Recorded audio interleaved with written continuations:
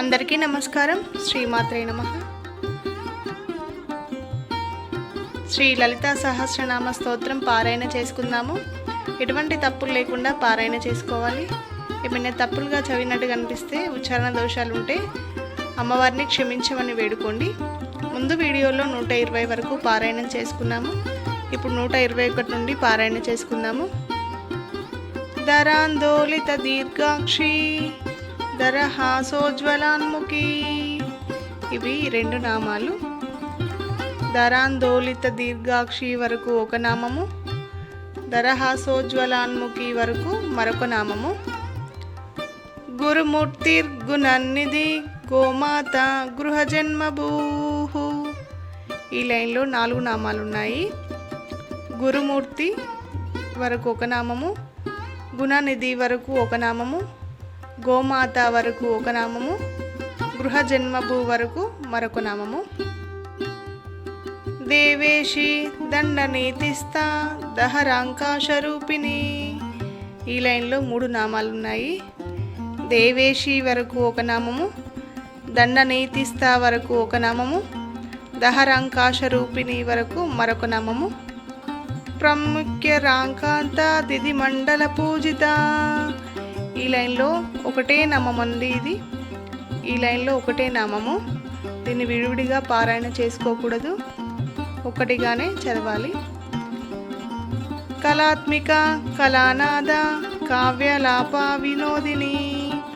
ఈ లైన్లో 3 నామాలు ఉన్నాయి. కళాత్మిక వరకు ఒక నామము, కళాలాప వినోదిని వరకు మరొక నామము.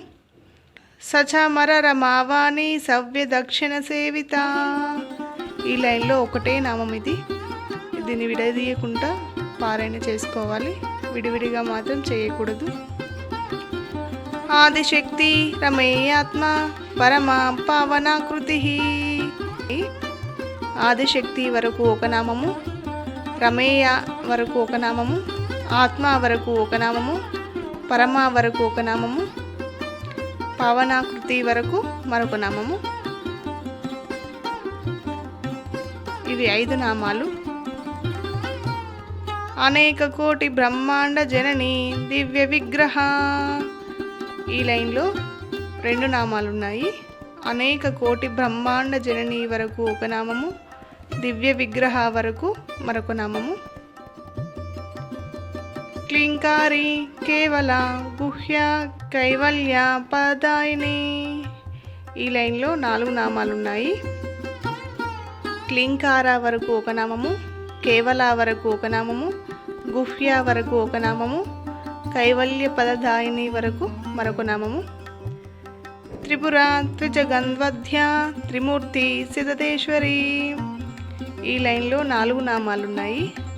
త్రిపుర వరకు ఒక నామము, త్రిజగన్వధ్య వరకు మరొక నామము, త్రిమూర్తి వరకు ఒక నామము, సిద్ధేశ్వరి వరకు ఒక నామము.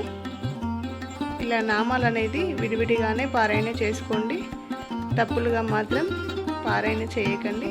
చేసినట్టుగా అనిపిస్తే మాత్రం అమ్మవారిని క్షమించమని వేడుకోండి. ఈ వీడియో నచ్చితే లైక్ చేయండి, షేర్ చేయండి, ఛానల్ని సబ్స్క్రైబ్ చేసుకోండి.